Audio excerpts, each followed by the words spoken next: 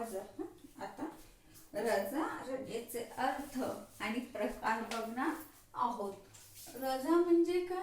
सुट्टी, बरोबर आहे ना। ज्या वेळेस कर्मचारी आपल्या कामावरून गैरहजर असतो, म्हणजे तो कामावर येत नाही, तेव्हा त्यांनी काय घेतलेली असते? रजा घेतलेली असते।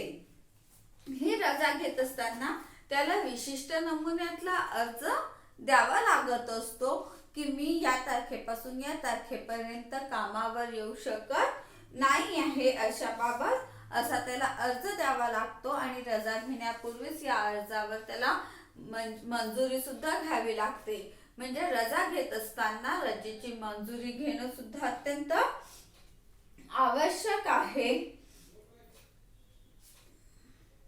सर्व रजेचा हिशोब संबंधित अधिकाऱ्याला ठेवावा लागत असतो। म्हणजे कर्मचाऱ्यांनी कुठल्या सुट्ट्या किती घेतलेल्या आहेत, त्याच्या किती सुट्ट्या शिल्लक आहे, या सर्व संबंधीच्या काय म्हणता येईल त्याला माहिती किंवा गोषवारा अधिकाऱ्याला काय करावा लागतो? ठेवावा लागतो।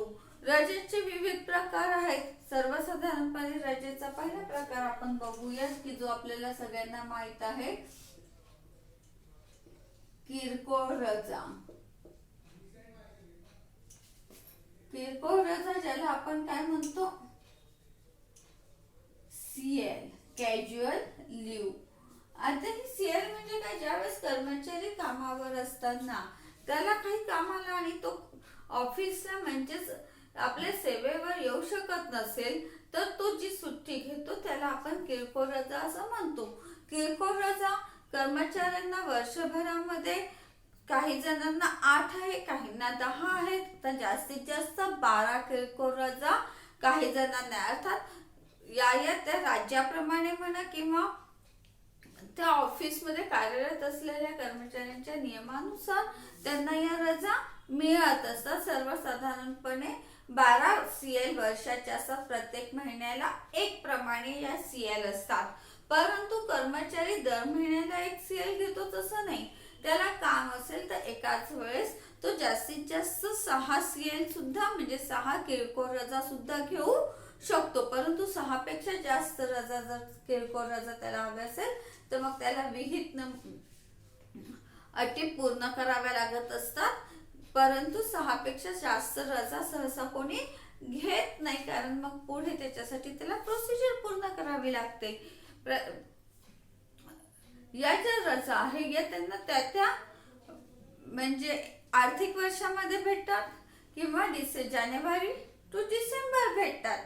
त्या कंपनीचा जो कायदा असेल त्यानुसार या रजा भेटत असतात आणि या रजा पुढे घेतल्या जात नाही। म्हणजे समजा माझं वर्ष 1 जानेवारीला सुरू होत आहे आणि 31 डिसेंबरला संपत आहे, तर माझ्या या ज्या 12 रजा असेल या मला या कालावधीत घ्याव्या लागतात। समजा मी या कालावधीमध्ये 8च रजा घेतलेल्या आहेत आणि माझ्या 4 रजा शिल्लक असतील, तर या रजा मला पुढच्या वर्षी घेता येणार नाही, या त्याच वर्षी संपून जाणार आहे, बरोबर आहे। म्हणजे एका वर्षामध्ये मला ज्या 12 किंवा 8 रजा असेल CL असेल या मला त्याच वर्षात घ्याव्या लागतात, या तुमच्या जमा होत नाही।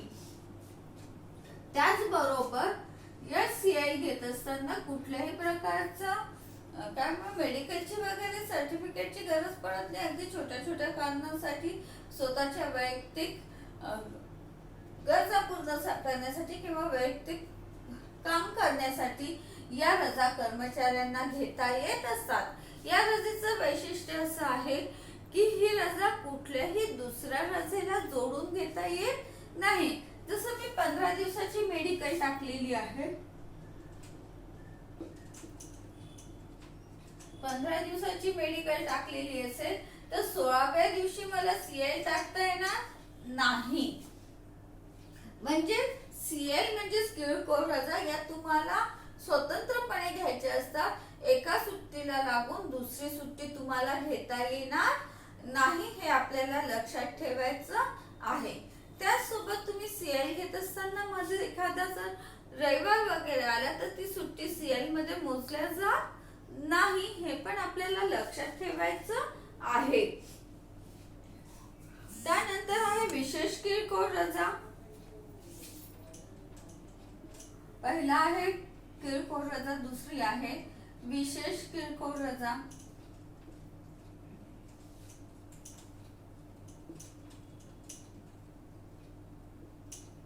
ज्यावेळेस विशेष कारणासाठी रजा घेतली जाते तेव्हा त्याला आपण विशेष किरकोळ रजा असं म्हणत असतो.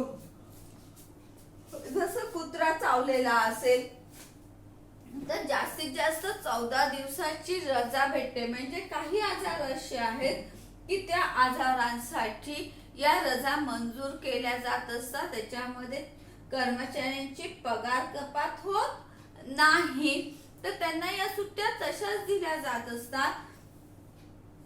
जसं आपण बघितलं, महिला कर्मचाऱ्यांना 14 दिवस त्यांचं ऑपरेशन वगैरे झालं असेल तर महिला कर्मचाऱ्यांना 14 दिवसाच्या सुट्ट्या भेटत असतात. कुत्रा चावला असेल तर सुट्टी भेटत असते. जर आंतरराष्ट्रीय किंवा खेळासाठी कोणी स्पर्धेत भाग घेण्यासाठी जर कोणी गेलं असेल तर त्याला 30 दिवसाची रजा भेटते. जर कोणी पर्वतारोहण म्हणजे ट्रॅकिंगला वगैरे गेलं असेल किंवा कोणी मेडिटेशन साठी गेलेलं असेल तर त्याला सुट्ट्या भेटतात. या सुट्ट्या भर पगारी नियमानुसार दिल्या जात असतात. म्हणून या सुट्ट्यांना आपण विशेष किरकोळ रजा असं म्हणतो. म्हणजे विशेष कारणासाठीच या रजा मंजूर केल्या जात असतात. शासनाने दिलेल्या नियमामध्ये ज्या सुट्ट्या बसतात त्या सुट्ट्या या हेड खाली घेता येतात. त्यानंतरची रजा आहे अर्जित रजा. ज्या कर्मचाऱ्यांना उन्हाळा आणि दिवाळीची सुट्टी नसते, म्हणजे जसं आपण म्हटलं आपल्या कॉलेजला दिवाळीची सुट्टी 3 आठवडे 1 महिना असते, उन्हाळ्याची सुट्टी 2 महिने असते, अशी सुट्टी ज्या कर्मचाऱ्यांना नसते अशा कर्मचाऱ्यांना अर्जित रजा मिळत असते. ही अर्जित रजा कर्मचारी कधीही घेऊ शकत असतात. थोडक्यामध्ये 11 महिने काम केल्यानंतर वर्षभरामध्ये 1 महिना ही अर्जित रजा भेटत असते. ही अर्जित रजा कर्मचारी आपल्या सोयीनुसार कधी पण घेऊ शकतात. ही अर्जित रजा त्यांची जमा होत जाते. समजा मला या महिन्यामध्ये या संपूर्ण वर्षामध्ये अर्जित रजा घ्यायचं काम पडलेलं नाहीये, तर ही माझी 30 दिवसाची अर्जित रजा जमा होईल. मग मी पुढच्या वर्षीचे 30 दिवस आणि मागच्या वर्षीचे 30 दिवस अशी 60 दिवसाची अर्जित रजा मी घेऊ शकते. ही अर्जित रजा तुम्ही जोपर्यंत सेवानिवृत्त होत नाही तोपर्यंत ही अर्जित रजा तुमची जमा होत राहते. आणि त्यानंतर जर तुम्ही सेवानिवृत्त होताना तुमची ही अर्जित रजा जर तुमची जमा असेल तर जेवढी रजा जमा आहे तेवढ्या याचे तुम्हाला पैसे भेटत असतात. हा अर्जित रजेचा सगळ्यात मोठा फायदा आहे. याला म्हणतात रजा सरेंडर करणं. म्हणजे आपल्याला हवी असलेली रजा आपल्याला काम न पडल्यामुळे आपण ती काय केलेली आहे, वापस केली आहे. तेवढ्या दिवसाचं आपण काम केलेलं आहे म्हणून आपल्याला त्याचे पैसे काय भेटतात, गव्हर्नमेंट कडनं भेटत असतात. त्यानंतरची रजा आहे, चौथी महत्वाची रजा आहे वैद्यकीय रजा.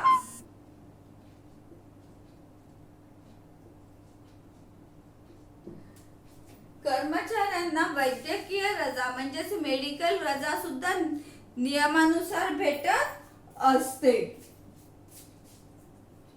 दरवर्षी कर्मचाऱ्यांना 10 दिवसाची ही वैद्यकीय रजा असते. परंतु जर कर्मचाऱ्यांनी अर्ध्या दिवसाची रजा घेतली असेल, म्हणजे समजा मला आज दवाखान्यात जायचं आणि मी पूर्ण वेळ कॉलेजला हजर राहू नसेल शकत, मग मी काय करेन, हाफ डे टाकेन. म्हणजे अर्ध्या दिवसाचीच रजा टाकेन आणि माझं मेडिकलचं काम करून मी कॉलेजला परत येऊ शकते किंवा अर्ध कॉलेज करून मी नंतर सुद्धा दवाखान्यात जाऊ शकते. तर मग अशा परिस्थितीमध्ये मला किती वेळा घेता येईल, हे 20 दिवस. दिवस.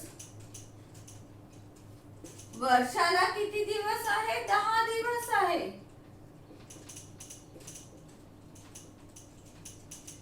परंतु जर मला ती अर्ध्या दिवसाची मी घेत गेली तर काय होईल? ती 20 दिवस पर्यंत मला अर्ध्या दिवसाची रजा घेता येते. ही रजा सुद्धा आपली दरवर्षी जमा होत जाते. मला यावर्षी मेडिकलचं काम नाही पडलेलं आहे तर माझी ती 10 दिवसाची रजा जमा झाली. पुढच्या वर्षी अजून 10 दिवसाची, अशी वर्षाची रजा माझी काय होत जाणार आहे? जमा होत जाणार आहे. आणि मग ज्यावेळेस मला काम पडेल त्यावेळेस मी एकत्रितपणे ही जमा असलेली रजा एकाच वेळेस सुद्धा घेऊ शकते. जास्तीत जास्त मला 30 दिवसाची ही रजा एका वेळेस 3 महिन्याची रजा एका वेळेस घेता येते. आणि 3 महिन्यापेक्षा जर जास्त मला ही रजा लागत असेल तर मग मला मेडिकल ऑफिसरचं सर्टिफिकेट घ्यावं लागत असते. ही रजा कितीही जमा झाली तर जास्तीत जास्त 340 दिवस ही रजा तुमची जमा होत असते. त्यानंतरची हे आहे तुमची पुढची रजा आहे बाळंतपणाची रजा.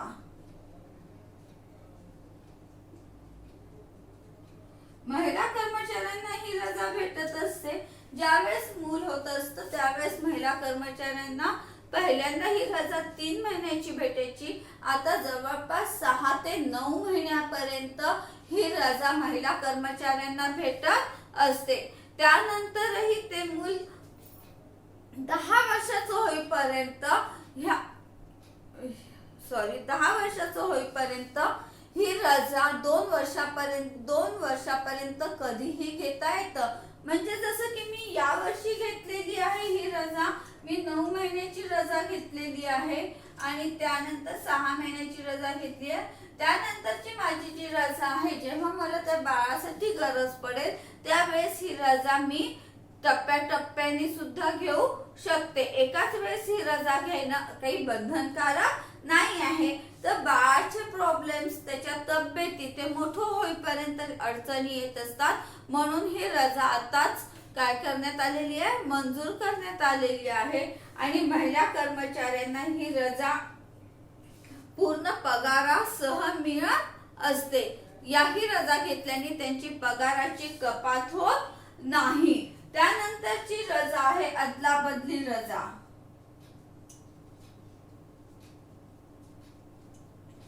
अदलाबदली रजा ज्यावेळेस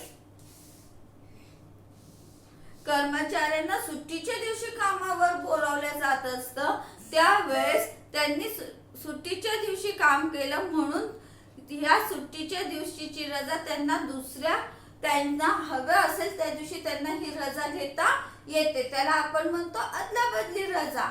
जसं की आपण बघा टीचर लोकांना किंवा कर्मचाऱ्यांना ज्यावेळेस इलेक्शनचं काम येतं त्यावेळेस काय असतं, रविवारी सुद्धा त्यांना इलेक्शन रविवारी असतात. मग रविवारी सुद्धा ते लोक ड्युटीवर असतात. बँक कर्मचारी असतात त्यांना शनिवार रविवारची सुट्टी असते. परंतु इलेक्शनचं काम त्यांना शनिवार रविवार करावं लागतं. हे मी तुम्हाला माहिती आहे म्हणून एक उदाहरण देत आहे. मग अशा वेळेस काय झालेलं आहे, रविवार ही त्यांची हक्काची सुट्टी असूनही त्या दिवशी ते राष्ट्रीय कार्य म्हणून काय झालेले आहे, कामावर हजर झालेले आहे. मग हे त्यांनी एक्स्ट्रा केलेलं काम आहे, ही त्यांची सुट्टी गेलेली आहे. म्हणून मग जेव्हा त्यांना गरज पडेल तेव्हा ती ही सुट्टी घेऊ शकतात. इथे त्यांची CL लागत नाही. तर फक्त रविवारी कामावर असल्यामुळे रविवारच्या बदल्यात ही रजा त्यांनी घेतलेली आहे असं त्यांना लेखी स्वरूपात कळवावं लागत असतं. अर्जावर तसं लिहावं लागत असतं. त्याला आपण म्हणतो अदलाबदलीची रजा. म्हणजे एका रजेच्या ऐवजी दुसऱ्या दिवशीची रजा घेणे म्हणून त्याला आपण म्हणतो अदलाबदलीची रजा. नंतर आहे विशेष असमर्थनार्थ रजा. विशेष असमर्थता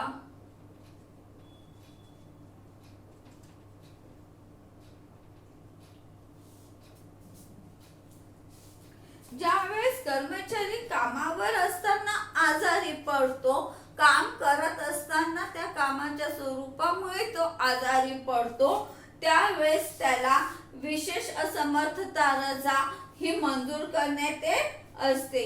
ही रजा जास्तीत जास्त 24 महिन्यापर्यंत घेता येत असते.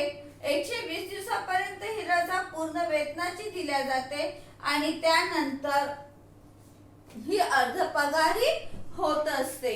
ही रजा घेत असताना कर्मचाऱ्यांना विमा राज्य विमा योजना कायद्याअंतर्गत त्या कर्मचाऱ्यांना नुकसान भरपाई देखील मिळत असते. ही जी रजा आहे ही विशेष कारणास्तव मिळत असल्यामुळे, म्हणजेच कर्मचारी काम करण्यासाठी असमर्थ आहे, तो कामावर असताना त्याचं नुकसान झालेलं आहे म्हणून तो काम करण्यास असमर्थ असल्यामुळे ही रजा त्यांना मंजूर केल्या जात असल्यामुळे याला आपण म्हणतो विशेष असमर्थता रजा. त्यानंतर आहे विशेष रजा.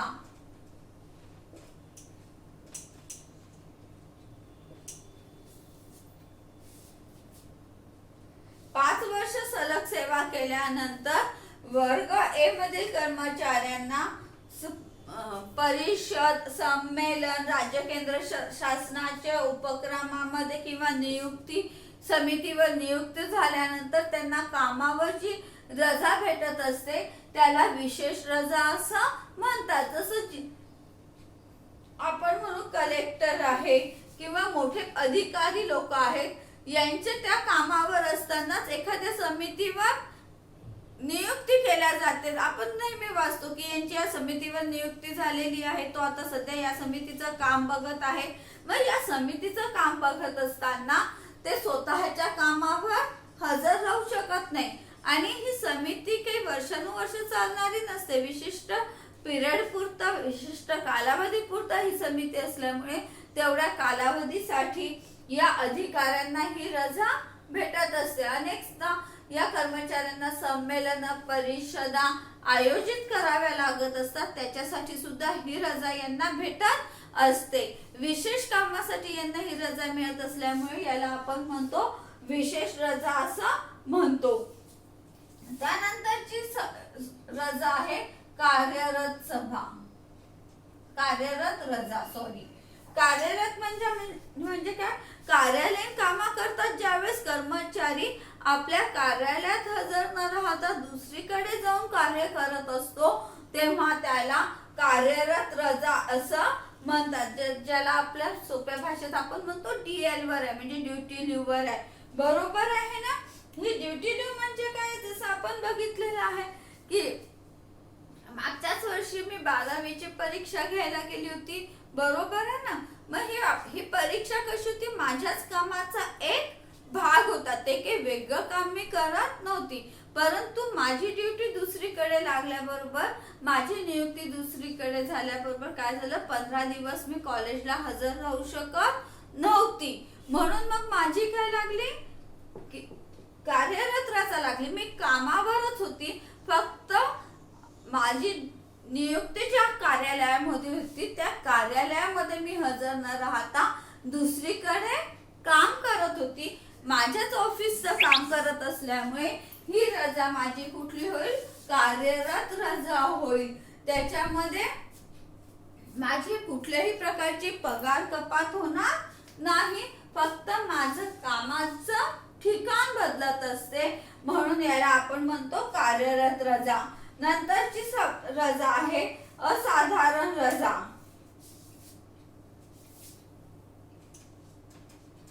ही रजा म्हणजे काय? ज्यावेळेस कर्मचाऱ्यांजवळ कुठली सभा काय ते, ज्यावेळेस कर्मचाऱ्यांजवळ वरीलपैकी कुठलीही रजा शिल्लक नसते आणि त्यावेळेस तो जी रजा घेतो त्याला आपण असाधारण रजा असं म्हणतो. असाधारण रजा कर्मचारी घेत असेल तर तेवढ्या दिवसाची त्यांची पगार कपात होत असते. अन्य रजा शिल्लक असूनही जर कर्मचाऱ्यांना ही रजा घ्यायची असेल तरीही ते घेऊ शकतात, परंतु सर्वसाधारणपणे आपले आधीची एखादी जर रजा शिल्लक असेल तर कर्मचारी असाधारण रजा घेत नाही. तर त्यांच्याजवळ रजा शिल्लक नसेल तर ते त्या पद्धतीचा अर्ज करून असाधारण रजा घेऊ शकतात. त्यानंतरचा आपला मुद्दा आहे सुट्ट्या. सुट्ट्या म्हणजे काय, तर आपण बघतो की कर्मचाऱ्यांना सुट्ट्या आहे असं आपण म्हणत असतो. जसं आपण म्हणतो रविवारची सुट्टी आहे, बरोबर आहे ना, त्याच्यासोबतच आपण काय म्हणतो, आपल्याला सणाच्या देखील सुट्ट्या आहेत. या सुट्ट्या कशा पद्धतीने कर्मचाऱ्यांना भेटत असतात हे सुद्धा बघावं लागतं. अगदी शासनाच्या मनात आलं किंवा अधिकाऱ्याच्या मनात आलं म्हणून अशा सुट्ट्या मंजूर करता येत नाही, तर या जाहीर करता येत नाही. तर या सुट्ट्या कशा पद्धतीने जाहीर करता येतात त्याचे प्रत्येकाचे काहीतरी नियम आहेत. त्याच्यामध्ये पहिली येतो शासनाने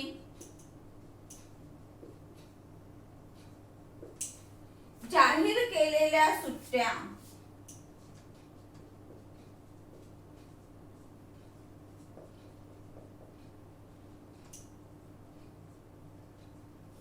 शासनाने जाहीर केलेल्या सुट्ट्या.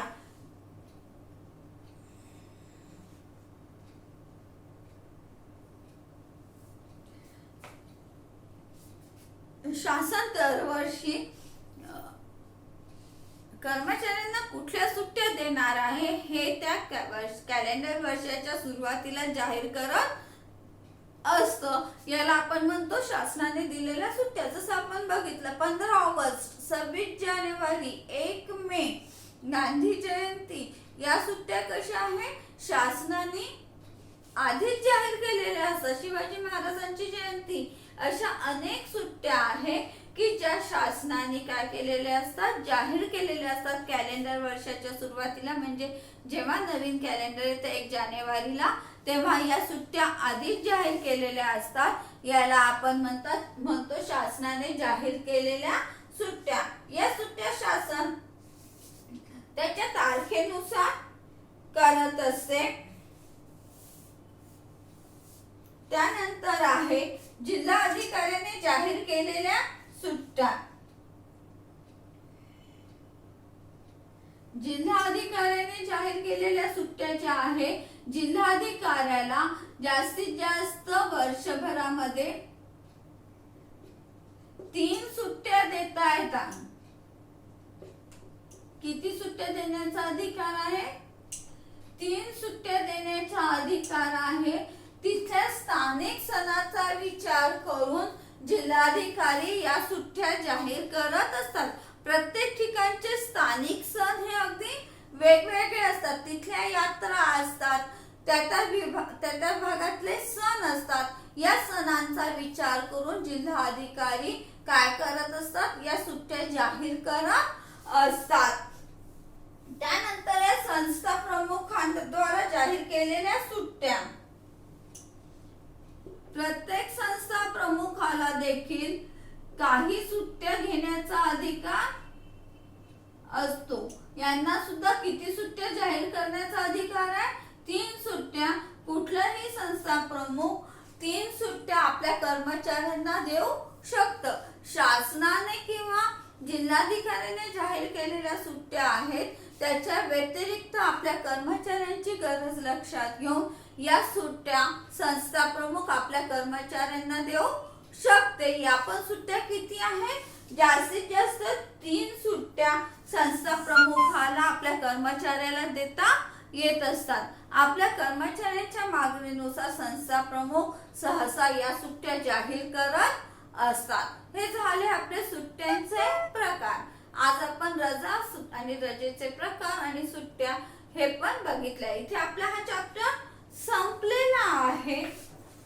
याच्यानंतरचा चॅप्टर आपण उद्या सुरू करणार आहोत, तो आहे कार्यालयीन वित्तविषयक सेवा आणि बँकिंग व्यवहार. हा चॅप्टर आता आपण उद्या सुरू करणार आहोत.